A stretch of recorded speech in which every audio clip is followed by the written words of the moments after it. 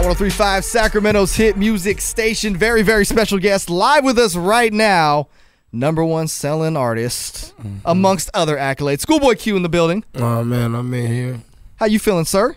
I'm all good, man. I'm trying to see if y'all gonna play my record up here now, man. I might play the record. I'm gonna play the record. Cool. We're gonna play a couple records today, man. But how you doing? Tour going good so far? Yeah, everything been sold out, man. You know, I'm wearing my cape right now, so you know everything's sold out. I'm happy. I can't complain, man. I did it with the internet without no help from nobody, just the internet, you know. Man, let's talk about that real quick. I mean, #1 selling album, and like there hasn't been the big like #1 radio smash yet. No. Why do you think the success came like that?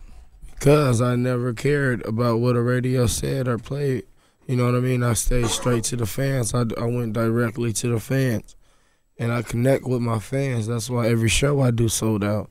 The dudes that get played on the radio, them dudes will open up for me for $500. You know what I'm saying?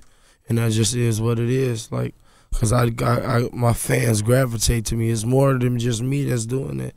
You look at Tyler, the Creator, he sells out everywhere. A person like Mac Miller sells out everywhere. A person like Macklemore, he does from the ground up and he goes to a pop star, you know. People that actually connect to the fans first before they try reaching a radio single. I got to ask you about Macklemore because I saw you came out recently and pretty much you weren't feeling everyone kind of dissing him for the text message he sent, man. Bro. People corny. Like, they won't say that to me. Why won't they say it to you? Let me ask you why. Because they scary. They marks. They busters. That's why. All them dudes is busters. All these rappers, well, not all rappers. Some rappers, or most of them, are busters. You know, they say things to people they know they can get away with it.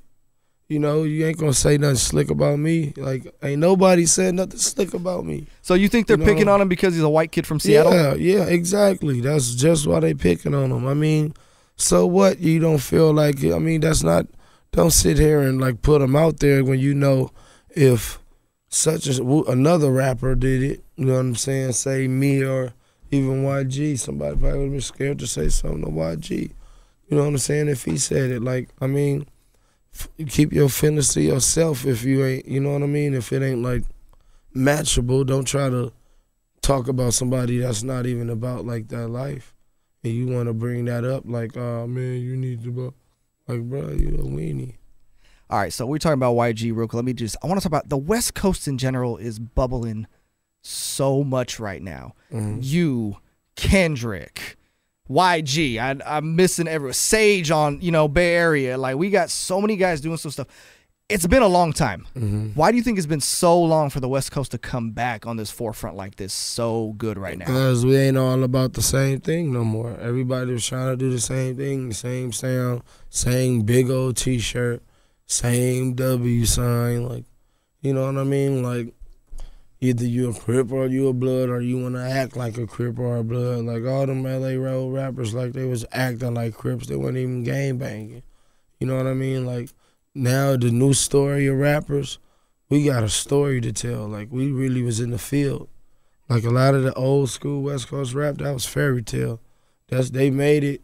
They made the big homies, like, they made gangster rap. But I'm not speaking on no one particular person or nobody. I'm just saying in general. I don't know where half them dudes from besides Snoop Dogg and Eazy-E, you know what I mean? Like, gang banging wise. You know, like now, you know where people was from, blah, blah, blah. DJ Quick too was another one. You know, it was like a real story to him. I could really, really, really relate to him. Like, cause it's like where I come from, if you was doing the robbing, the stealing, and the beating up, you was a gang banger. You wasn't no regular person. So how is this rapper rapping about that, about how he was doing this and that? He don't even gang bang.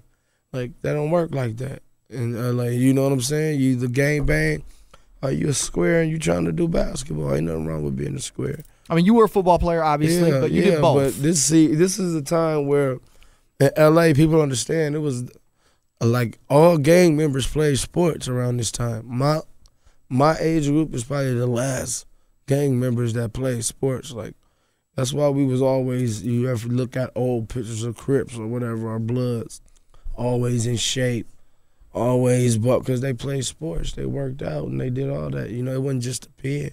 Everybody didn't go to the pen. Right. You know what I mean? So why do you think they chose sports though? Why was that outlet the one that was picked? I mean, it was just something that, like, you know, as a kid, you all go outside, y'all start off playing football on the street, then y'all start gang banging, but some of y'all just want to keep playing football and still gang bang, and then right after high school, just get really real. You know what I mean? You went to 4 different colleges playing football. Mm-hmm. Did you ever see that life, like, you know, gang banging and sports, when you're trying to play in college, did they ever, like, you know, intertwine where it got to a point where you couldn't do one or the other? I did them both. I would just have a gun with me in practice. Wow. I had it on my backpack, in my bag on the side. Ask anybody that played for West LA College 2007 about ScHoolboy Q, Quincy Hanley. I had a burner with me every day on the side of the practice field. Anybody will tell you that on that football team. So at 21, I think I read you stopped. Why? No, I wasn't 21. I was 21? Like 23. 23? Yep, 23. Why'd you just done? Just grown up? Just over it. It's just time to go. Like, it ain't. I mean, I was still kind of in it, but it was just more like, I'm over it. But I'm still going to bang my set. Even today, if somebody asks me where I'm from, I'm going to bang my set. And if somebody want to get down with me, I'm going to get down with them, because that's just where I come from. ScHoolboy Q in studio with me today. ScHoolboy Q, all right, we're in the mix right now, man. One record. If you want me to hit any record, which one would you pick right now? Studio. Yep. The new one, is this the new one coming out? Yep, Studio, the new single featuring BJ the Chicago Kid off Oxymoron. There you go, DJ SN1. You heard the man play the record. ScHoolboy, man, thank you so much for stopping by. Appreciate it.